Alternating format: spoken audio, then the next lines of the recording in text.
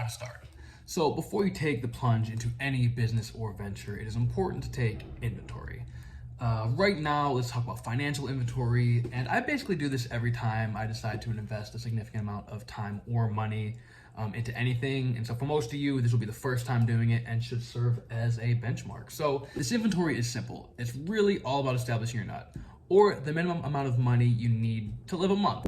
This really boils down to who do you owe money to each month? What debtors need to be paid off each and every month? And the goal here is to kind of establish the minimum value of dollars that no matter what comes out of your pocket each month. So before you spend any money, so let's break it down. Your nut is everything that comes out each month. So think about things that you have on automatic pullouts. So you probably got rent. Let's put rent. It's gonna look bad because the marker's terrible. Rent, phone bill, car and payment, Netflix, gym, student loans. And here's the big one that hits most of us, me included, credit cards.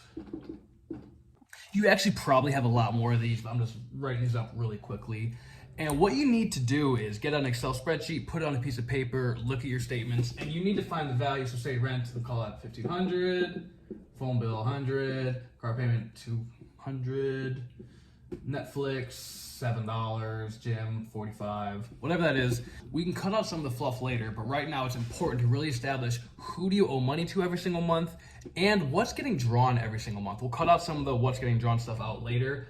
But what's important is you have to know the minimum amount of number of every single thing that comes out of your account each month and have that. So say you added all this together, plus you add your extra subscriptions, your streaming services, whatever comes out, write yourself a big grand total. We'll say this is $2,700, beautiful. And that's your nut. That's the minimum amount you need. This can be higher or lower for some people, depending on rent, depending on life circumstances.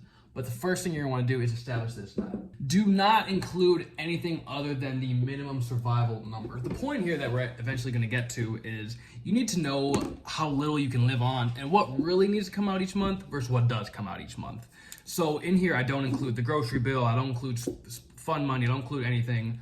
And I make this list, and I share this with people a lot, is because when I first started a few years ago, that was the first thing I was tasked. It was number one, make a bank account that you can put money into that you can't touch, and two, figure out what your nut is. Figure out the smallest amount of money that comes out every single month, and how tiny can you make that number? How scarcely can you live while you're trying to build a business?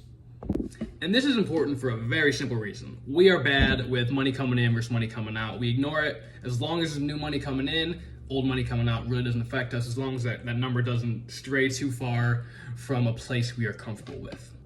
But business is a numbers game, and it's about growing the numbers. And if you don't know your minimum number of kind of your survival, you're gonna make mistakes because you've got bad information. You don't know exactly what you can live on. You don't know how much time you have, and you don't know what leverage you have. So that is taking financial inventory. If you have any questions, feel free to reach out to me, and